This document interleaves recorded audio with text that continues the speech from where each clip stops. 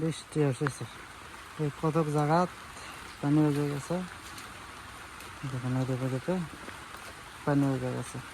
আর বিশেষ করে হচ্ছে যে এই পাশটা অনেক পানি হয়ে গেছে।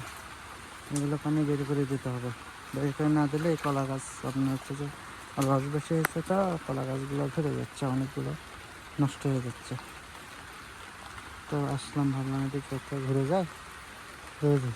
তো বেশি একটা ইয়ে না, যাচ্ছে ঘুরে ঘুরে চলে যাচ্ছে নিচের দিকে, আর এই দিক দিয়ে চলে যাচ্ছে, ওই দিক দিয়ে নিচে পড়ে যাচ্ছে। মা এগুলো কলার পাতা এক জায়গায় পড়লো, আর আমি দেখতে আসলাম, মা এটা দেখে মা চলে আসে ওই ধানের ভিউ দেখবে কি অবস্থা। তখন মা দেখলাম ওইদিকে, তখন আসতেছে না মা, ওই বিছনের কাছার ওইদিকে দেখা যাচ্ছে মা, বেশি দূরে নেই, আসবে হয়তো কিছুক্ষণ পরে।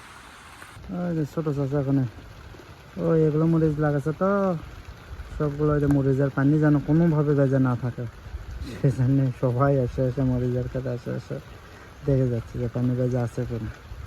মা তো ঠিক এই দিকে কলার ভিতরে চলে আসলাম। এখানে এনে ঘাস আসলে কয়টা সাফ করে ভিড়তে এগুলো ভর হয়, দেখেন ভিড়ের মধ্যে এগুলো ভর, এই নাংলা ছাড়া আর কোনো উপায় না। দেখেন এটা জলজ উদ্ভিদ, এটা দিয়ে একদম ভর, এগুলো এখন সাফ না করলে আর হচ্ছে আপনি বেশি হয়ে যাবে।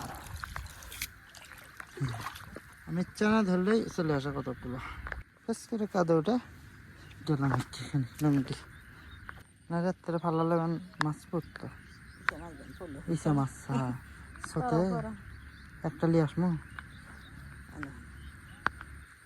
লিয়ে আসা ভালো তাহলে।